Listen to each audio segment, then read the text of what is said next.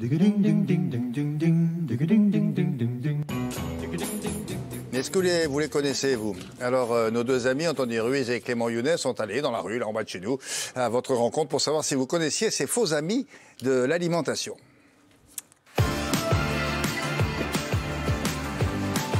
Est-ce que vous pourriez me citer quelques aliments qui sont trompeurs sur leur apport calorique, que l'on pense sains et qui finalement ne le sont pas vraiment? Les oranges, la banane, les pâtes, la pomme de terre. Le raisin, par exemple, est très calorique. le miel. Les choux, peut-être, sont caloriques. Je pense que la cerise est très calorique aussi. Est-ce que selon vous, c'est une idée reçue de penser que les légumes ne sont pas du tout caloriques?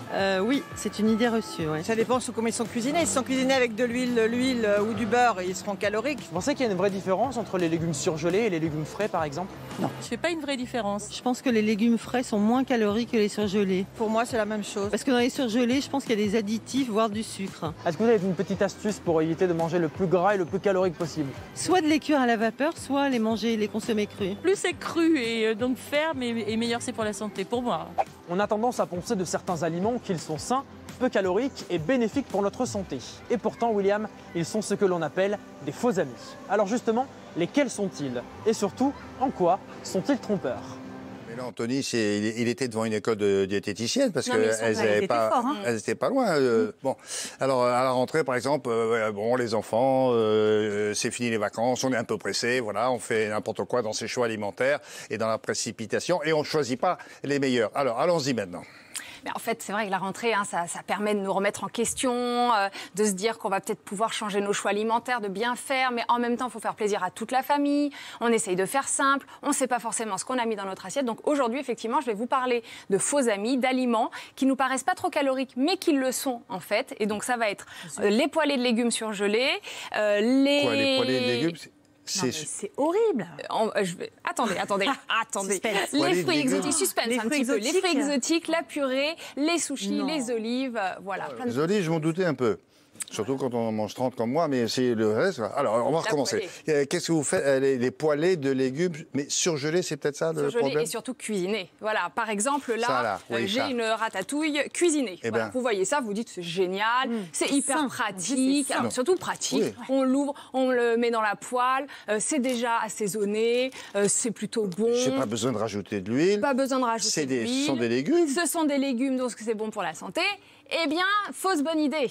Et oui, parce que en fait, c'est un produit transformé. Ils ont déjà mis plein de choses dedans. Et dans les produits transformés, on met beaucoup de gras, de graisse. Et dans 100 grammes, 100 grammes, c'est vraiment un petit bol. Là, on a 750 grammes. Et dans 100 grammes, il y a déjà 15 grammes de matière grasse. C'est-à-dire c'est le double de ce que vous auriez mis si vous le faisiez vous-même. Et ils rajoutent même, alors du sel, peut-être un peu en excès, mais surtout du sucre. Assez aberrant, hein. Vous ne mettez pas de sucre dans votre ratatouille maison, hein, je pense. À la maison, je ne le fais pas. Pourquoi ils le font, eux? C'est un exhausteur de goût, ça donne du goût, ça donne envie d'y retourner. Ah, c'est ça? Voilà, c'est essentiellement ça. Oui, oui, c'était un trompe-couillon, quoi. On va dire ça. Oui, non, c'est ça, voire pire. Donc c'est vrai, alors ce que je vous conseille, c'est de les acheter, mais non cuisinés. Ça existe des légumes surgelés, non cuisinés. Nature, c'est vous qui gérez la quantité de matière grasse. C'est marqué dessus. Ouais, c'est marqué cuisiné, donc c'est bien. Vous les prenez non cuisinés, c'est vous qui rajoutez tout, et là, ça sera bien meilleur pour votre santé. Bon, qu'est-ce qu'il y avait d'autre? Vous avez dit le sushi, où ils sont?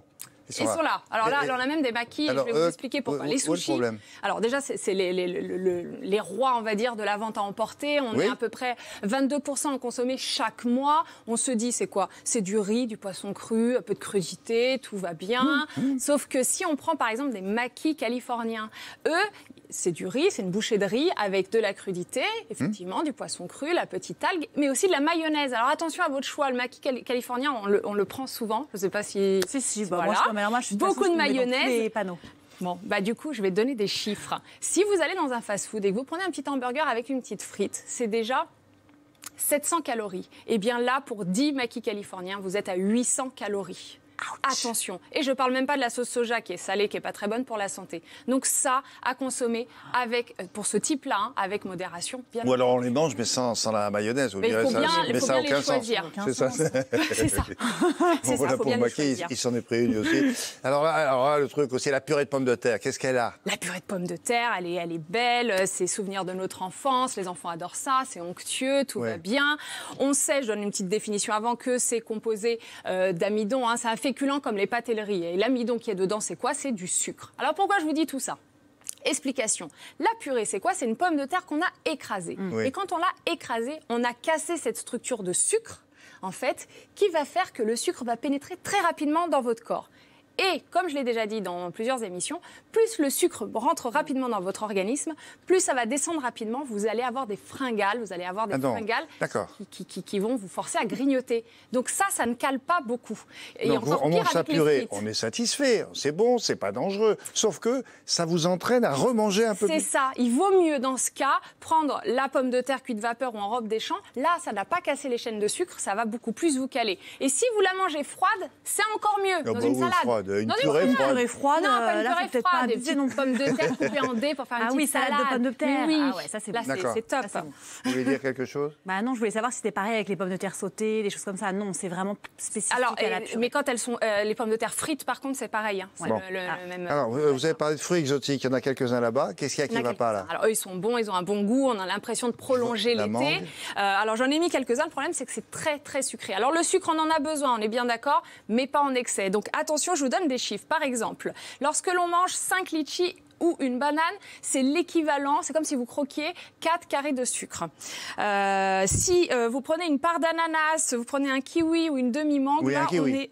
on est... un kiwi, Oui. 3 à 4 carrés de sucre. Voilà, je continue. La papaye, le fruit de la passion, 2 à 3 carrés de sucre. Donc, il vaut mieux des fruits exotiques un peu moins caloriques. Comme Non, il faut mieux pas de fruits exotiques, c'est alors, ce que je vous entends dire. avec modération. Alors, la noix de coco et la pastèque sont moins sucrées. Et Ouais, j'ai mais une moins petite sympa aussi. précision. Oh, non, bon, ok. C'est l'histoire de goût. J'ai une précision quand même. Je compare ça à des carrés de sucre, qu'on s'entende bien. Vaut mieux quand même une banane que de croquer des carrés de sucre. Hein. La banane va vous apporter des fibres, des vitamines, Ouais, c'est vrai. etc. Mais enfin, c'est important de le souligner. En comparaison, au total, c'est 4 carrés de sucre, quoi. Oui, c'est ça. Donc Un attention. pauvre petit kiwi qu'on mange au petit déjeuner, Ouais, là, mais bon, sympa. il est riche en vitamine C, on va pas... Alors on arrive au dessert. Non, pas tout de suite. Voyons. D'abord l'apéro. Vous avez parlé d'olive tout à l'heure. L'apéro. Combien? Vous avez le temps, l'apéro. Moi, vous j'ai en prenez... l'impression que les olives, c'est assez sain, sauf que ça trempe un peu dans l'huile. Mais... D'accord, vous en prenez combien, là, dans ma main? oui, non, 20. 20. Ça tombe bien parce que j'avais un exemple spécifique sur 20. Ben voilà. Les olives, on en fait de l'huile. Oui. Donc c'est gras. Donc Oui. c'est bien, vous avez voulu remplacer vos cacahuètes, mais c'est quand même gras. Quand vous mangez 20 olives, quand tu manges 20 olives, tu as mangé une cuillère à soupe d'huile d'olive. Alors plutôt, alors attention, les noires sont plus grasses que les vertes, ça c'est important de le savoir. Et quitte à en manger une dizaine, on complète avec des petits bâtonnets de crudité et on est bon, parce que c'est quand même du gras qui est bon pour la santé, soit dit en passant. Mais voilà, donc William, effectivement, il y a beaucoup de faux amis et je pense qu'il me faudrait d'autres chroniques pour... Il y en a encore des faux amis? Ah oui, il y en a plein. Si vous voulez, on refait ça. Des aussi étonnants que celle-là? Bah oui. Ah bon, on recommence une autre fois? Allez, chiche.